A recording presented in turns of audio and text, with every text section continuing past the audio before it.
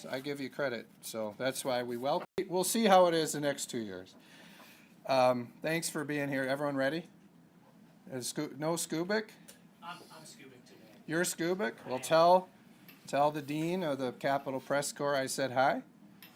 We think very highly of his work, and Rick Albin, there must be something else going on somewhere more important. Rick Albin's not here. He's probably the best reporter in the Capitol Press Corps. He's great. But anyway, it's great to be here with you today with Tom Coons, who's a great member of our caucus, and Donnie Steele, who's our leader on transportation funding for the caucus, our ranking member on the Transportation Appropriations Committee.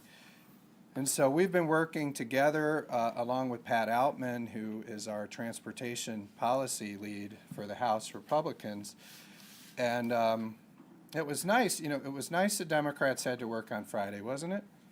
We put out a press release at 8:30 a.m. on Friday announcing a roads plan. And I'll tell you, I was reading the stories, and they say they're equating our position to the Democrats' position. This is before the press release went out.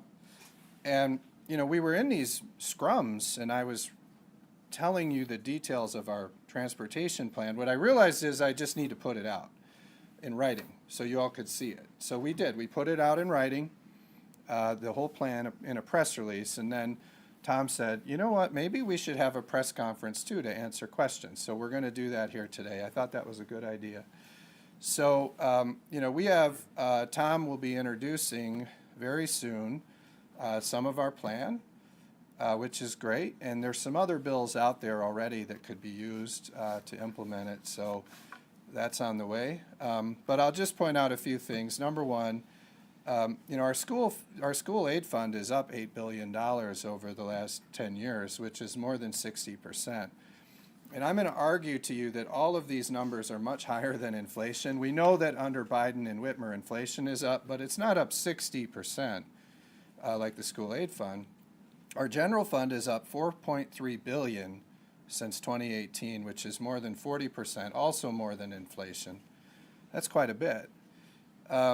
And I just want you to know that government is growing, and I think you've done a pretty good job of pointing this out.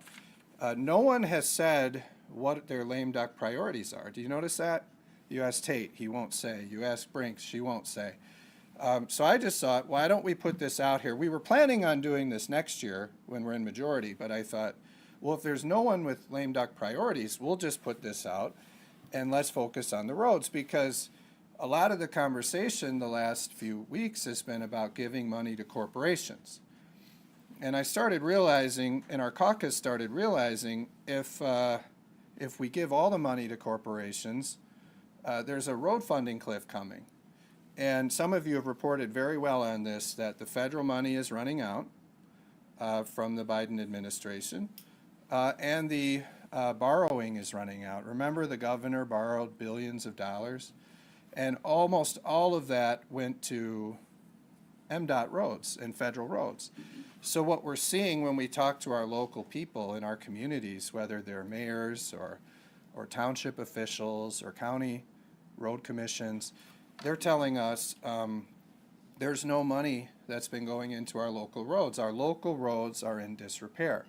So what we propose is, kind of flipping this formula a little bit, and for this new money, making sure it goes to our local county roads, our local city roads, our village roads, flipping it so more of it goes to those places, because that's where the need is.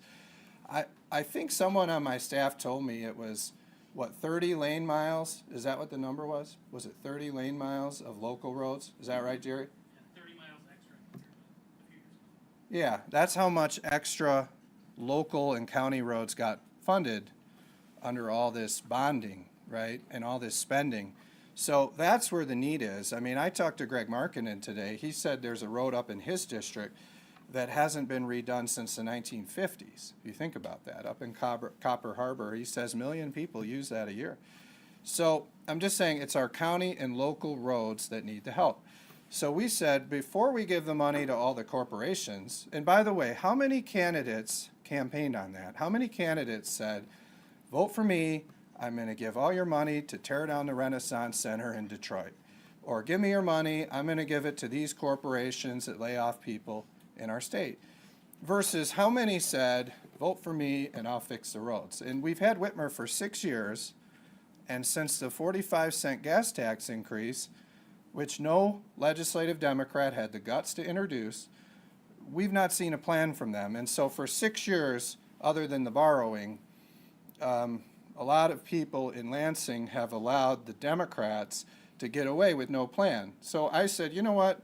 We've been there a week or two as the speaker-elect. We'll just put a plan out. It's not that hard. Let's put the plan out. Let's set the corporations off to the side. Let's take this 40% bigger general fund and 60% bigger school aid fund, which we're going to hold harmless. So don't write stories about cutting school aid and cutting schools, because it says in the press release, we're going to hold it harmless. If you guys want to talk about the general fund, that's fine. We can talk about the general fund, but it's not fair to say we're going to cut schools. And you look at Democrats, all they say, even though it's not going to cut schools, we want to invest in schools. The priority should be roads, education, public safety. What they do is the opposite. They say, let's not fund those things like roads. Let's give all the money to corporations, and you all have done a great job writing about these earmarks that they spend their money on. And I said, so they want to spend it on that. And then next year, I believe they're going to come to you and say, hey, we don't have any money left. Let's raise taxes to pay for the roads. So our thing is, let's pay for the roads now. And then if they want to raise taxes, they can make the case to the people of Michigan. Let's raise taxes to tear down the Renaissance Center and bail out GM. Let's raise taxes to bring other corporations to our state. Let's raise taxes for boxing rings and to give money to nonprofits that haven't even existed yet. And let's raise taxes to, fund a hip hop academy in Lansing, and, all these ideas they have. If the people support them on that, great. But let's not make our roads the last priority. Let's make it the first priority. So that's why we put this plan out. I think it's a good plan. You just take the corporate income tax and you dedicate that to roads, right? And then you can fight in the general fund about all this new expansion in government and all these earmarks. I think the politicians have too much discretionary money. And I used to think that was a good thing, but then I saw how they spent it, and I said, no, that needs to be dedicated to roads. So you look at that, and then I would just say we're going to backfill school aid. I'll just name a few things, and I'm sure you guys will have a lot of questions, but I'm just going to give you a few examples, okay?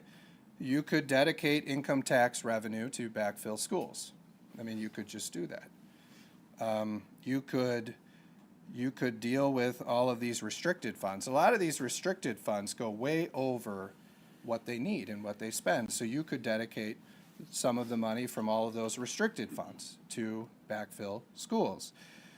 You could look into the $8 billion of work projects that are just sitting around squirreled away in government and start saying, could we spend some of that money to backfill schools? You could say, let's dedicate in a negotiation some of the CIT revenue I'm talking about. You could dedicate that to backfill schools. There are a lot of things you could do to backfill schools, and I've told you that our plan is going to hold schools harmless. I've told you all that in my press release, and I'm telling you here again today. So this is not about cutting schools. So let's set that off to the side for a second. This conversation really needs to be about how the general fund is up 40%, and what are they spending it on? And when they come to you and say, the general fund's up 40%, the governor campaigned on fixing the roads, and then they come to you and say, we spent a $9 billion surplus last year, we don't have any of it left, and we still need money for our local roads. Why would anyone believe that? No one should believe that. If roads was the priority, they could have funded it out of this 40% increase. or out of that $9 billion surplus, but they didn't. They didn't fund it on local roads. So we're just saying, let's flip this. Let's just dedicate the money to the things the people want, and then they can go fight about the less popular things and make their case, and some of it will get funded and some of it won't. I'll just say we're open to negotiations with Democrats. I mean, we're going to need Democrats to get this plan done. So there's a lot of things I laid out. There's even more ways we could backfill school aid.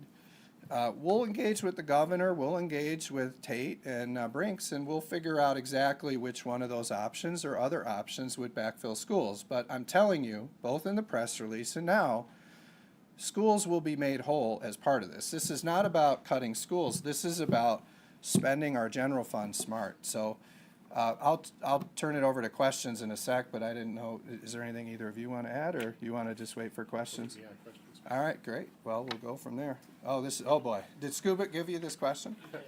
Oh, good. I can't wait. Are you disappointed that the governor hasn't introduced her own legislative solution for this issue? That's a great question.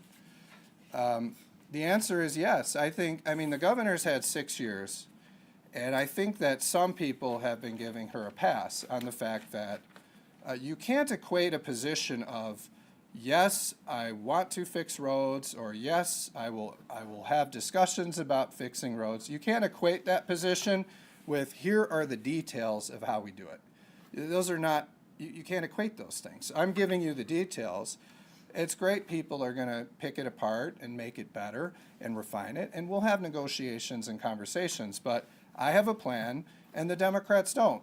And so they could just adopt our plan, and we could work together, we could solve this, it'd be great. So I'm hopeful they'll embrace our plan. And, you know, their criticism sharpens it and makes it better. And we could come up with something really good for the people of Michigan. How nice would it be if we ended this year with a roads plan that funded our roads fully, and people could have confidence that their local roads were going to be fixed? People would love that. That'd be a great thing. So, yeah, I wish the governor would have done it, but you know what? They elected House Republican leadership to a majority, and we're stepping up, and this is going to be our top priority, both in lame duck, and if they don't do it in lame duck, next year. Without raising taxes. Do you hear that? I did. Without raising taxes. You're in the mic? Why don't you?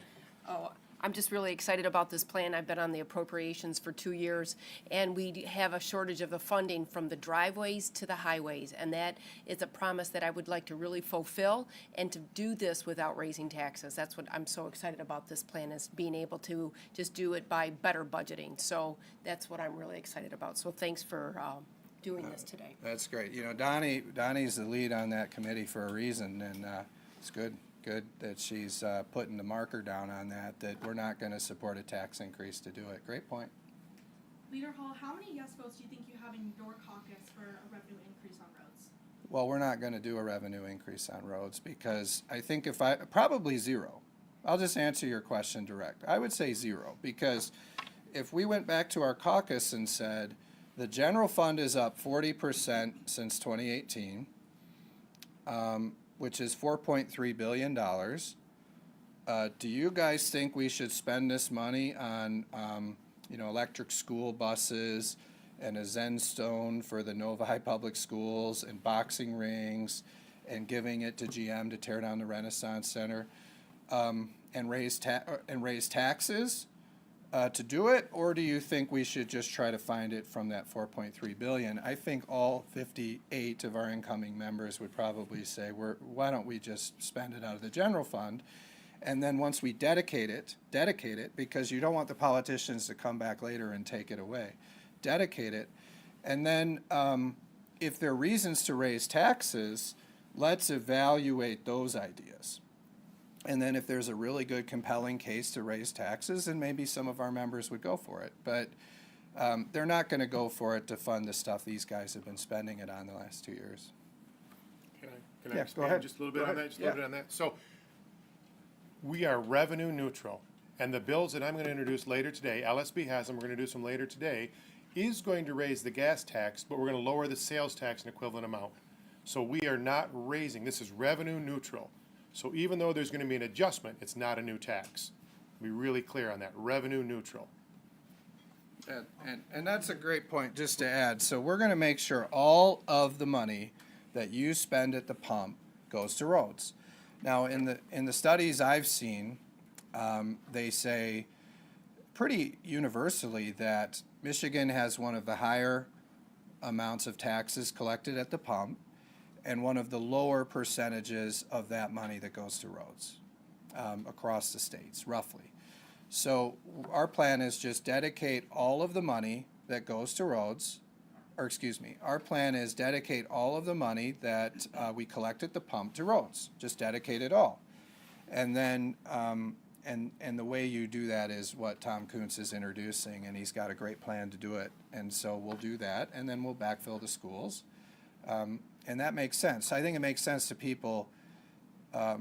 If you're charged for it at the pump, it should go to fixing the roads. The fact that there's a disconnect there doesn't make a lot of sense. It's basically a user fee for using roads. So we want to make sure that that happens, and you're making sure of it, Tom. You're doing a great job. Yes.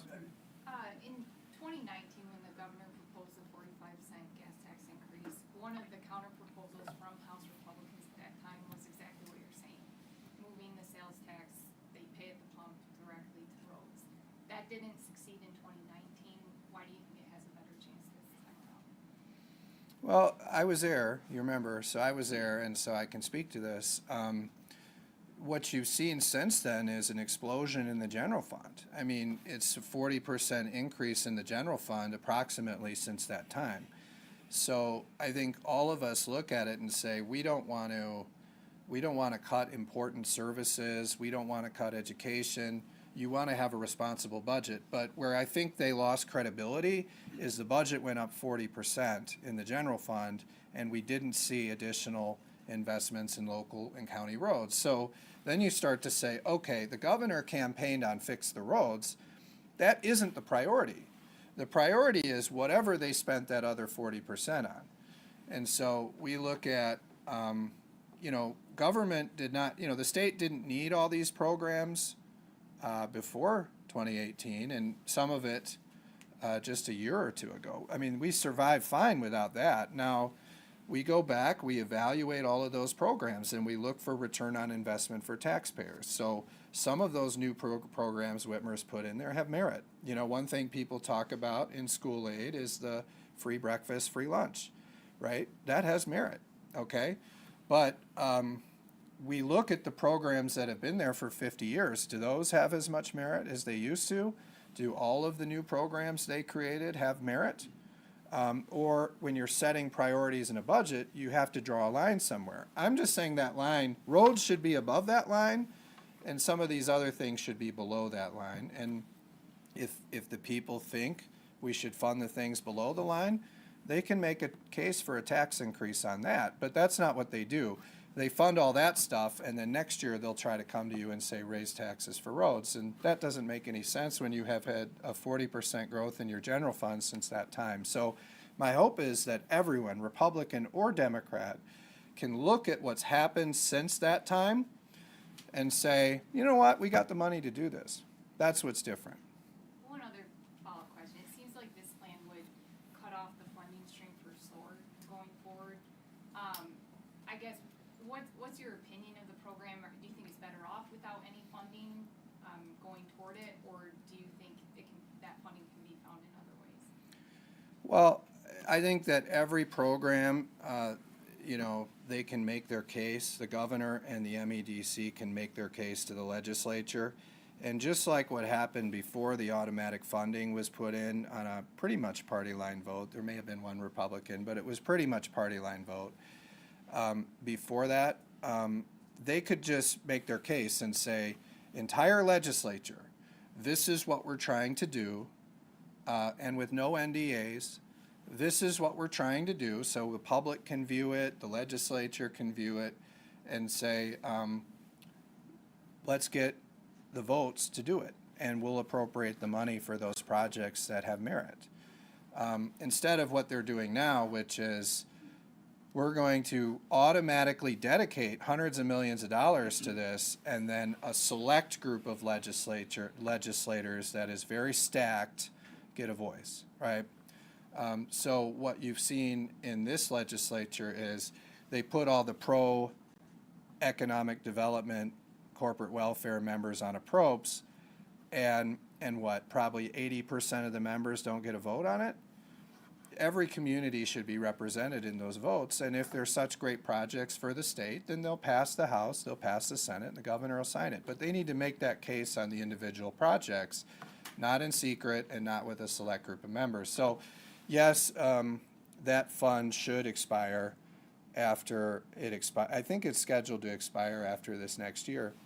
It should expire after that, and that money will go back to roads. Because remember, these are all competing interests. I mean, wouldn't it be great if we could do everything? But we can't. We have to set priorities. That's what this government has been missing the last 2 years especially.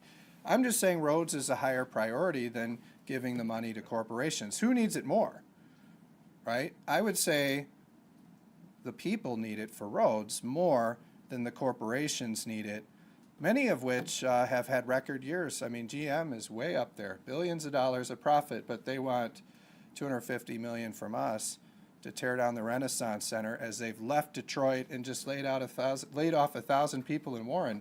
Does GM need it more, or does your local county need it more? That's the question that we have to make an answer to here very soon. You mentioned the rent cent Yeah. multiple times. GM and Bedrock today unveiled a $1.6 billion plan, which about 15% would be public money. A lot of that state, maybe $250 million. So are you explicitly against $250 million for that plan?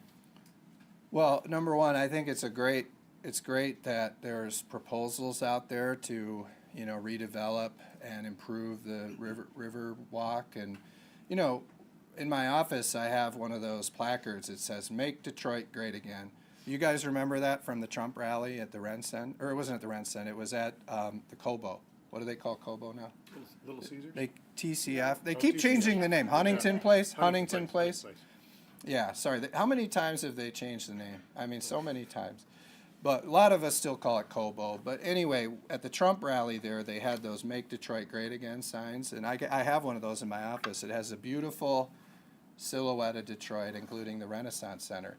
But we want Detroit to be great. We do. And many of us have voted for things that have helped Detroit, right? Including myself. We've done it over and over and over again. Many people think Detroit's actually better off under Republican leadership than they are under the current House leadership. But I'll just say with that, so I think it's great that they want to improve Detroit. I think it's great that they want to figure out how to utilize some of that area. I'm just saying, if GM is leaving Michigan, which I'll just say they're definitely leaving Detroit, because remember, I read in one of your stories, I think it was your story, there were 6,000 people working in that Renaissance Center from GM before the pandemic. And then now they're moving into 2 floors in that Hudson building. And then last week they said they're laying off 1,000 workers, many of those in Warren. And then I read in one of your stories, now they're blaming Trump too. They're saying, because of Trump, there'll be more layoffs at GM, right? So they're the ones leaving Michigan and leaving Detroit. So wouldn't it be a great part of GM's legacy to just pay to tear down the building and redevelop it? I mean, how insulting is it to the taxpayers that these guys say, we're leaving Detroit and we want you guys to pay to tear down the building on our way out? That is insulting. So, why don't they pay for it? And if they believe that's what they want to do instead of filling up that building, I mean, what a great thing it would be for GM to do for Detroit if they just paid for it. Given that a substantial portion of this funding model is relying on gas consumption, is this a gamble that electric vehicles aren't going to become more popular in the future? Well, first of all, I think the gamble was what the Biden administration and the Whitmer administration did, spending hundreds of millions and billions of our tax dollars on these electric vehicle plans. I mean, I remember once looking at this and saying, well, I sure hope this works, because they're betting the entire future of Michigan on electric vehicles. You look at every one of those deals they made, and I was part of the GM deal, right? I voted for the GM deal. We wanted to keep GM in Michigan. We did. I just didn't know that every other proposal after that was going to be an electric battery plant. You know what I mean? And you see Goshen, and I read stories in all your papers about, what is it called, Our Next Energy, and they keep shrinking that one. And the Ford one keeps shrinking. You know, these were not good investments. Most of them were bad return on investment for taxpayers. Some of them were tied to foreign entities that are not our friends. These were bad investments. Imagine if we had dedicated all that money to roads. How much better off we would be. We would have our roads funded. We could have spent that and their $9 billion surplus they all spent last year. We could have spent all that on roads if what they did in government was what they said on the campaign trail, right? On the campaign trail, they said fix the roads. Then they spent a $9 billion surplus without doing it. I'll just say this, we're open to negotiation, we're open to conversation. You know, if Democrats have suggestions on how to bring some of the electric vehicle parts to it, you know, we'll listen to it. For right now, what we're proposing is taking all of the money you pay at the pump and dedicating it to roads, and then dedicating this corporate income tax money to roads. That's what we're proposing. If I could just expand on that a little bit. You're right on electric vehicles, and there's some proposals that are out there on a mileage fee, on a registration fee, and we're all for, if you use the roads, that you have to pay for that. That's just not part of the plan. It's such a small percentage right now. Miles driven by electric vehicles is 2 or 3%. So I'm not saying it's not important. We're not saying it's not important, part of the plan. But let's get the big piece first. So we're going to address that. I just don't think we can get that detailed yet. Two more questions. Talking with, Please. you had Go mentioned talking with Representative Markkinen about Yeah. this plan. Have you had, or is there any kind of part of this plan or part of these conversations that make sure this new funding is allocated in a way that, you know, the rest of the districts and counties in the UP will see this funding? Yeah, that's a great question. Are you from the UP? Yes, I'm with TV19 out of Marquette. All right, well, make sure you publish the part where I said that I talked to Rep. Markkinen. I want him to see that, all right? Now, we flipped the percentages in this plan. So, you know, we love, many of us love this Act 51. And the Act 51, you know, I don't have it all in front of me, but essentially it's roughly equal what goes to MDOT, what goes to county roads, and it's done by lane miles. What we're saying is MDOT got their piece the last few years under the billions of dollars that Whitmer bonded, and because of that, of the 1.9 million, or excuse me, the 1.2 billion from the corporate income tax that'll become 1.7 billion when we expire the SOAR fund next year, that we're going to dedicate that part of it to a new formula which is weighted more toward those local roads and county roads. And that's where the UP is going to come out very well. I think Rep. Markkinen will be very happy because that was his thing to me is let's look out for the UP. I said, yes, sir, Representative Markkinen. He's a great guy, great advocate for the UP. Do you guys know the percentages back there? No. We can get that for you. Yeah, I have it. It's in the press release. I didn't bring the whole press release with me, but it's much better for your local roads. Anything you guys want to add? Did you had a follow-up question? Beth asked my question. She's like that. Yeah, we'll fight. She's like that. Yeah, go ahead. I'd love to just piggyback on what we were just talking about, kind of expand on that. You know, when we've been seeing kind of the seeming interest around as there's with these more high efficiency vehicles on the roads, switching out the fuel tax, the current fuel tax for a mileage tax. Obviously, you said not part of this plan, could be considered later. I would love to get your perspective on that, your take on that. Would that be something that would be considered as either part of these negotiations or later in the term? Is that something that would be open to negotiation in a whole house? Well, you know, Donnie Steele's put a marker down, right? No new taxes. So, and we've delegated to her our lead on transportation. So, you see, we work very closely with our caucus members. But I'll say for us, you know, we're open to revenue neutral options moving forward. Certainly, these electric vehicles should pay their fair share, but we're trying to get something done here now, and something that we think is realistic, and that includes making sure all the money that goes to the pump goes to roads, and that schools are held harmless, and that also that we dedicate this corporate income tax revenue to roads, not to big corporations. I mean, you ever thought about that? Like, we collect a corporate income tax from all of them, and then we rededicate it to a select few of them. You know, that's kind of an interesting concept. So everyone can benefit, and even these corporations, they lobby us for better roads. We're just saying, let's pay for that first, and then we can pay for the other stuff with what money's left. You've made it very clear that schools are gonna be held harmless here. That's right. But with a sales tax on gasoline, that's a constitutional guarantee that they're gonna get that revenue. Are you gonna be able to offer a similar level of commitment to that they're not gonna lose $400 per pupil if this is shifted? So I think I've laid out a few ideas, and what I believe is we shouldn't just say we're going to make sure the legislature does it out of the general fund every year, because that fluctuates, right? We're going to dedicate it. So we will find a way to dedicate it to backfill it.